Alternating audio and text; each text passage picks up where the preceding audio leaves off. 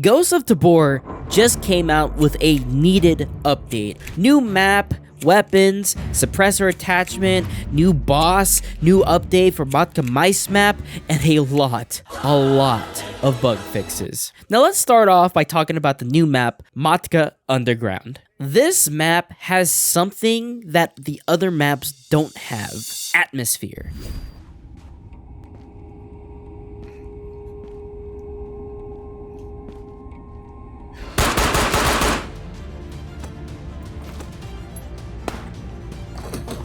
Oh, shit.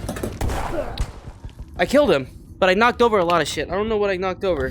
Out of all of the maps, this is the first time that I actually am excited to go into a map and explore.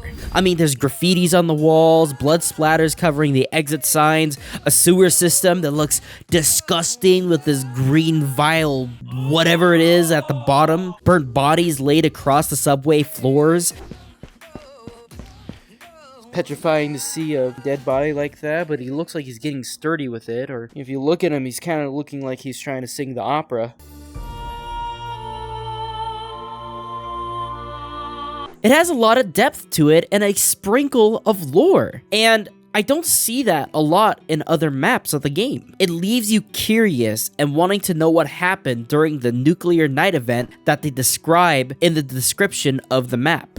Now sure, you could go onto Island of Tabor and see the details of the mass spree of dead bodies laid across the beach, and on Missile Silo you can also see how old the place is, but it doesn't have the details that the underground map has. And it's also the same for the map Matka Meist. When you look at the map, it feels too clean for a barren city, right? There should be at least like garbage, rubbles from building, and more cars sprinkled around the streets. Because with the nuclear night event, my assumption, and others might assume too, is a nuclear reactor or a bomb exploded nearby, making the country go into darkness and chaos. And the people in the city needed to be evacuated into a safer area.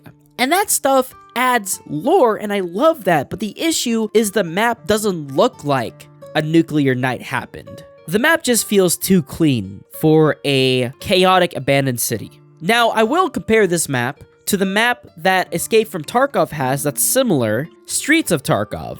It's a gorgeous map. Even though it's really hard to run on a lot of computers, it is a gorgeous and detailed map with a lot of history on what happened during the event that led Tarkov where it is today. And a lot of the times, Tarkov has a great way to provide atmosphere. But for Matka Meist and Ghost of Tabor, the details of the map don't really give a good atmospheric feeling. Now, I will say the inside of some areas like the museum, House of Scott, the bridge, all those areas have their own little details that do make it really cool, but the city itself just doesn't have the atmosphere that the other areas have. Now, the map is great, don't get me wrong, the map is wonderful, gameplay-wise, but the design of it and the atmosphere of it just feels too empty, like something is missing from it. And the same thing could be said about Missile Silo and Island of Tabor. I would love to see more graffiti, more lore, and things like that expanded upon within the map so people get more curious about what's going on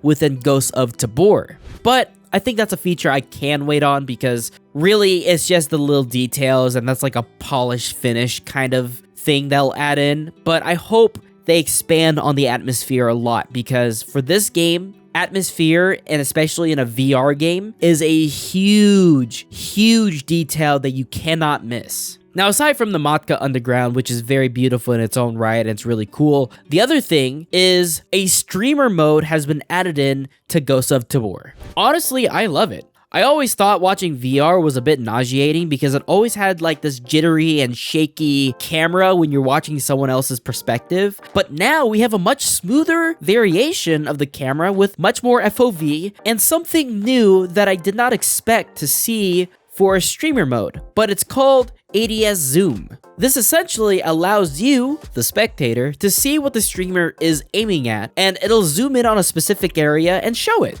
it can do a lot of different zooms. For example, it can look from the helmet angle or the side barrel of the gun, the iron sights of the weapon or the regular sight of the weapon, and the right or left eye of the player. But the only issue is the ADS zoom only really works for the center FOV setting. Because when you use the other settings for ADSing, they don't really zoom in like the center FOV does. What I love about this, however, is when you combine the ADS zoom with a scoped rifle or sniper, you'll see down the sight or scope without issues as a spectator, which is really good for those also who want to make thumbnails with the caption, "I killed this guy 500 meters away." And the streamer mode is in beta, so it may not work well for the spectator view and it might be bugged here and there, but there's some really cool things you could do. Like, for example, you want to make a cinematic of Ghost of Tabor, you can go use the side barrel or the helmet cam. And if you're just streaming or gaming in general, you could just use center FOV zoom and people will have a much easier time watching your stream. Now, if there was anything I would add on to the streamer mode, I would love the addition of an ADS mode where if you use a helmet cam or a barrel cam normally and you zoom in, I would love to see if they can put the scope onto the side of the spectator mode. That way you can still have a cool looking angle to showcase and you can show the players what you're looking at from a distance. Also, another thing I saw in the patch notes, if you look down here, this setting looks awfully familiar.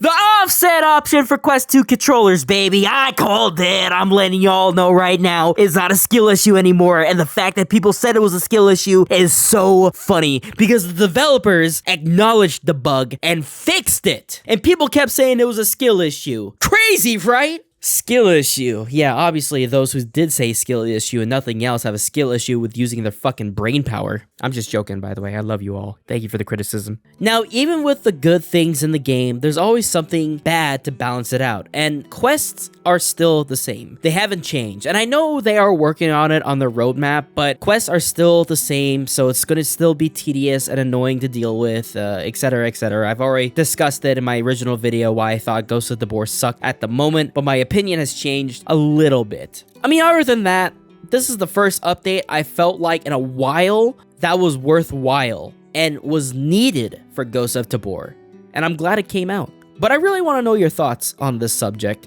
Like, do you like the update? Do you hate it? Do you like the new map? Do you like the new variation of the map? Do you like the new flash grenades? Let me know in the comments down below. And this might be the start of a turnaround for Combat Waffle Studios on my end. But I'm still gonna wait for those mission updates and hopefully they make a difference in how the gameplay works. But other than that, I hope you guys enjoy the video. Please like and subscribe if you guys haven't already. Deuces, take care, everyone.